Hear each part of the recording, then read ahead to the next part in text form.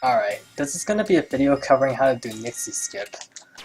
This trick is probably one of the more difficult ones to learn because a lot of the action happens off screen where you cannot see yourself. But it does not involve any RNG, and once you learn it, it's actually pretty simple to do. Before we begin, there's going to be a few things we need in order to perform Nixie skip. First of all, under System, Options, and System, version 1.0 hammer roll must already be turned on, or else the skip will not work. Second of all, you will need air jump and air dash. And last of all, Nieve must already be defeated. Once Nieve is already defeated, you can head over to various save points like this one, and that'll trigger an event. This will cause Nixie to spawn at Icy Summit. Alright, I'm here at Icy Summit now, and so is Nixie, as you can see. In order to skip her fight, the main idea is that we want to jump over this fight trigger. However, even if I have to double jump and air dash, this is still not high enough to fly over a trigger. In fact, if you were to look at this diagram right here, you see that the trigger extends really tall, even through most of the room above me. The way that would be gaining enough height to fly over this trigger is by making use of this autosave line right here that extends just as high. There's a couple of unique properties about this particular autosave that makes this possible.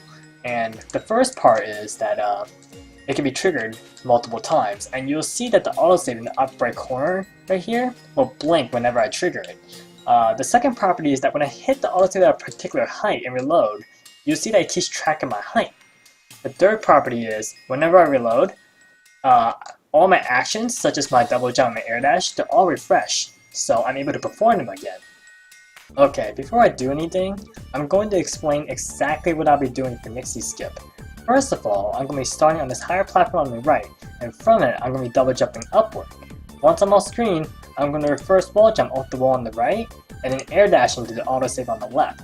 Once I hit that autosave, I'm going to quick reload and buffer jump and ribbon. When I say buffer, I really just mean that I'm going to be holding down these buttons as soon as possible, and even though I'm holding them down early, the game will recognize these inputs and perform on the first possible frame, so I don't need to time anything. I also mentioned that I'm going to be holding down ribbon, not because it's necessary, but because she provides a very helpful audio cue for my next action. That is, as soon as I hear her shoot, I'm going to be air dashing to the right. Next, as soon as I air dash to the right, I'm going to be holding down left and jump to buffer a wall jump input back to the autosave. Once I hit the autosave, I'm going to quick reload and repeat these series of actions one more time. That is, once I quick reload, I'm going to be buffering jump and ribbon. As soon as I hear ribbon, I'm going to be air dashing to the right. As soon as I air dash to the right, I'm going to be buffering wall jump back to the left, and hitting that autosave one more time. At this point, I have gained enough height from which I can quick reload, buffer jump and ribbon in place, and then air dash to the left and complete the skip. So this is not Icy Summit, but the reason why I'm here for Volcanic Cavern is because while this area may not exactly match up with Icy Summit, it can provide a decent visual representation of what's happening during Nixie skip. I'm going to be playing this back at half speed, and I'm going to be pausing throughout it to show each action. So first, I'm going to be jumping upward, then double jumping, and then reverse wall jumping off the wall on the right, and then air dashing to reach the autosave on the left. After this, I'm going to bring up the pause menu, quick reload, and then buffer, jump, and magic. As soon as I hear ribbon shoot, I'm going to air dash to the right, and then buffer, jump, and left to buffer a wall jump back to the left. Once I hit the autosave, I'm going to quick reload and repeat these series of actions again.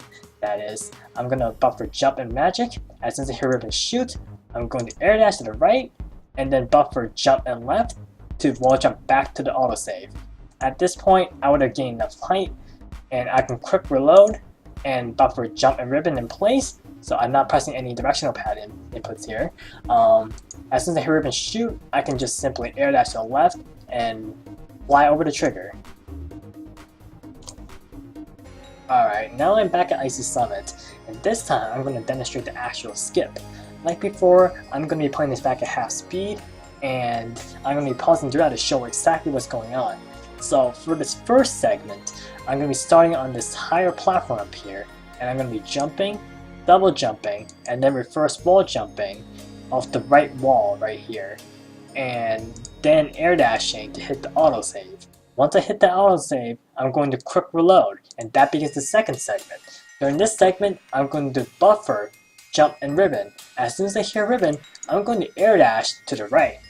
And as soon as I air dash to the right, I'm going to buffer jump and left to go back to the autosave point. Once I see that the autosave point blinks again, I'm going to quick reload and begin the third segment, which is a repeat of what I just did. So again, buffer jump and ribbon. As soon as I hear ribbon, air dash to the right, and then buffer jump and left to wall jump back to the autosave, and then quick reload. This begins the last segment where I'm going to be buffering jump and ribbon in place, and I'm not going to be moving left or right. As soon as I hear ribbon, I'm going to press air dash to the left, and I'm going to fly over the trigger. So then at that point, I can just quick drop down to the left and make my way over to the left and hit the other trigger on the wrong side to start the fight in the wrong room.